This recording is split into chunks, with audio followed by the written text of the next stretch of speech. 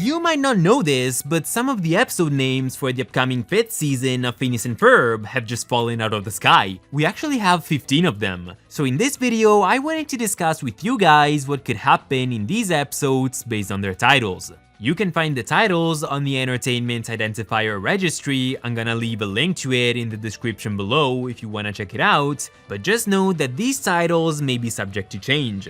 And in general, take every piece of information you hear about the revival with a grain of salt. You can never be too careful. Also, I know these titles got announced like the day after I posted my predictions video for season 5, so my timing is very impeccable, I know. But anyway, without further ado, let's jump right into the video.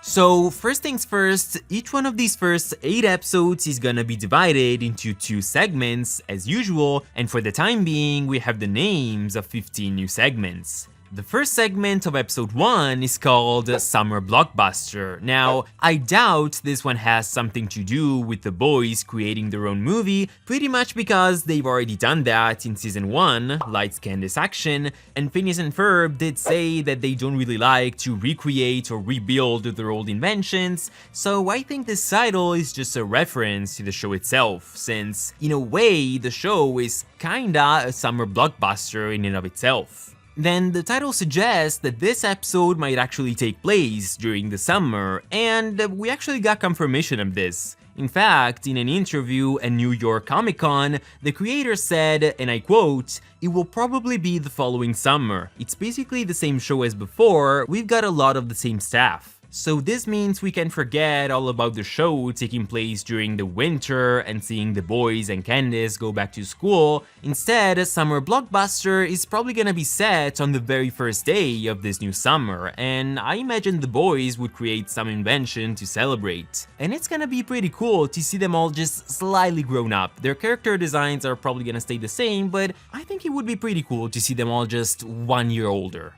The second segment of episode 1 is called Cloudy with a Chance of Mom, and I initially thought that perhaps it had to do with either Doof or the boys messing with the weather, but then again they already did that, Doof in The Great Indoors and Phineas and Ferb in Imperfect Storm, in a way, so I think it's more likely gonna be the weather itself that's gonna interfere with whatever the boys or Doof are doing. We might see everyone in Danville dealing with a storm or a tornado or something. In general, I love everything that involves natural disasters, so I'd totally be on board with something like this.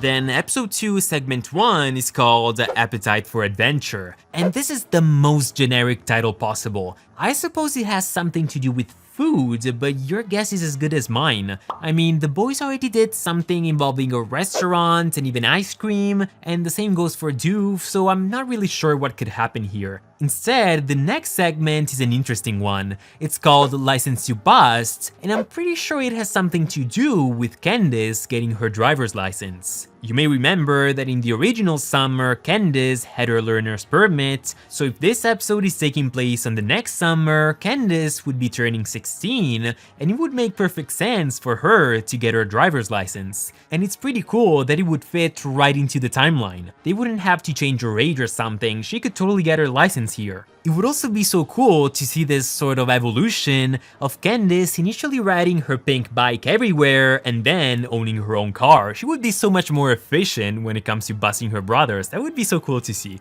I also thought this title could be a reference to the bus accord Linda made with Candace, but then again, this thing was just mentioned in just 1 episode, so I don't expect the writers to really remember this. It's still a possibility, it could be a callback, but it most likely isn't.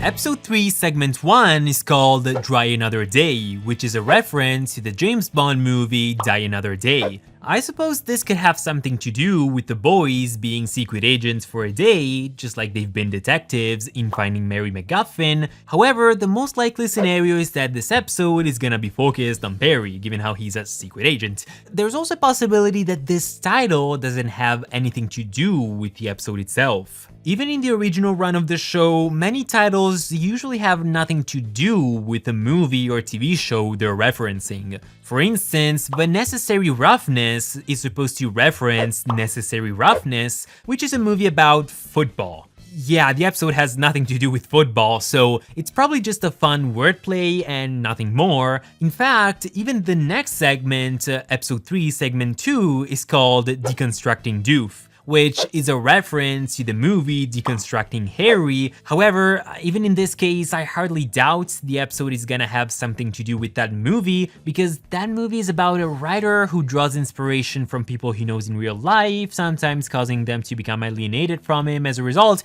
It's more likely just a name, a fun wordplay and nothing more. However, I expect Deconstructing Doof to be a more introspective episode for Heinz. It might have something to do with him confronting his parents, or even about him going to a therapist. It would be so much fun to see him talk about his life, saying, "I'm an evil scientist who fights a platypus who's a secret agent," and this would confuse the therapist so much.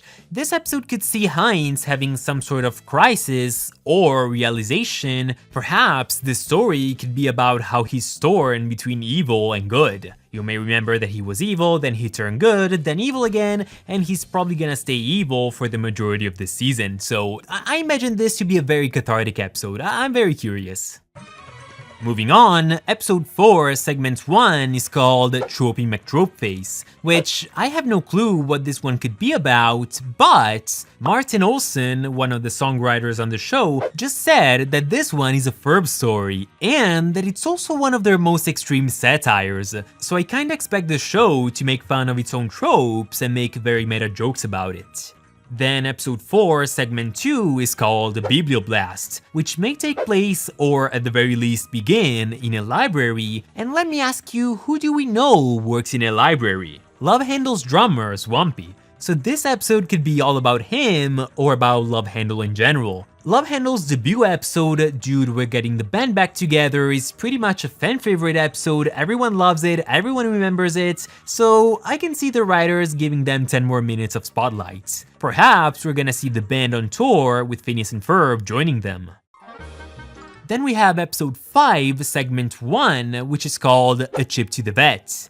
And it's pretty safe to assume that here the family is gonna be taking Perry to the vet, and that they're also gonna get him chipped. Perhaps they might find him bruised and all after a fight with Doof, so they might decide to chip him to make sure he stays out of trouble, or on a completely different note, the boys might wanna chip Perry because they're curious to find out where he goes every single day. This would force Perry to mislead them, perhaps with the help of Stacy, just helping him keep the boys from discovering his secret. You may argue that they did a similar thing in the episode Ready for the Baddies. However, in that episode, the boys didn't really know they were following Perry around, so I think this different premise would already be enough for this story to be completely different. But you let me know your thoughts on this. Then the second segment of episode 5 is called More Than an Intern, and it's safe to assume that this episode instead is gonna be focusing on Carl, perhaps him proving himself and maybe even getting a promotion. However, there's also a possibility that this episode is gonna be centered around Vanessa. You may remember that on the last day of summer, she got accepted by Auka's internship program, so this could give her a chance to shine and a chance for her and Monty's romance to develop. It would be so much fun to see her work for Monogram, and perhaps even hide her relationship with Monty at the same time.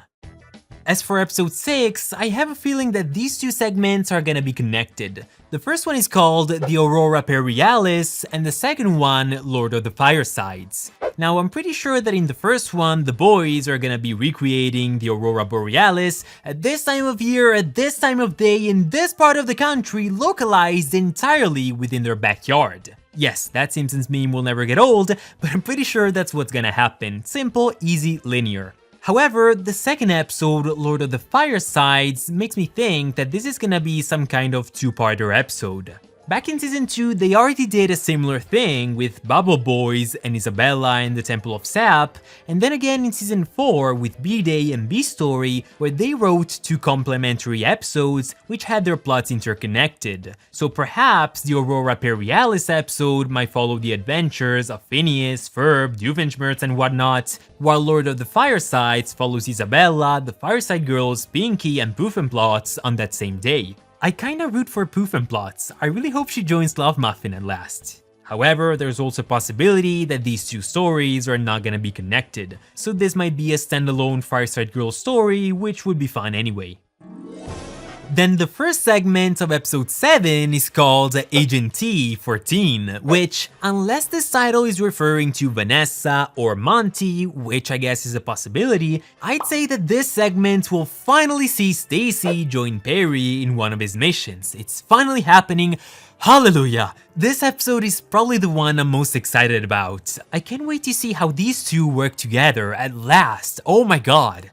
However, at the same time, it would be cool if in this episode they featured, even for just a second, Agent T from the Second Dimension video game. I didn't play the game, and for that I suck, but it would be a cool callback. Then the second segment of episode 7 is called The Haberdasher, which, again, I have no clue what it could be about, although some fans have theorized that this title is a reference to Alice in Wonderland. In Season 2, they gave us a parody of The Wizard of Oz, so this could totally be a parody of Alice in Wonderland. Honestly, I'm not really a fan of the story, so this episode is probably the one I'm the least excited about.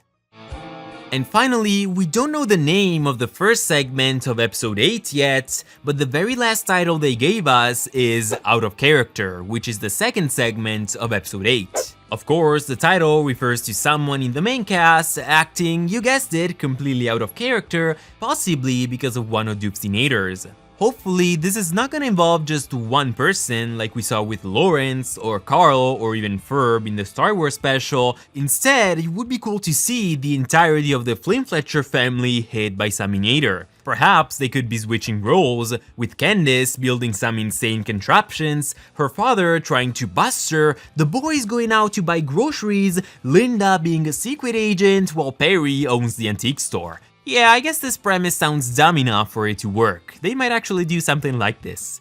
In any case, there's a pretty good chance we might see the return of some old Inators, like the least likely Inator, the dull and boring Inator, or maybe one of Doof's many Make Everything Evil Inators. He used quite a few of them with slightly different names each time, and he even used Rodney's Make Everything Evilizer, so I can see one of these making a comeback like the Chicken Replace Inator did in the Candace movie.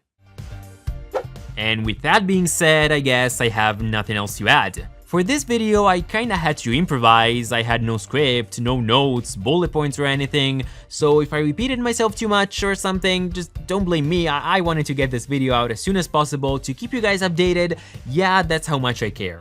I hope you enjoyed the video, and I do want you guys to let me know your ideas as well, especially for episodes like Tropey McTropeface, Appetite for Adventure, and The Haberdasher. I honestly have no clue what these could be about. The titles are either super generic or super specific, so if you have some ideas, write them in the comments below.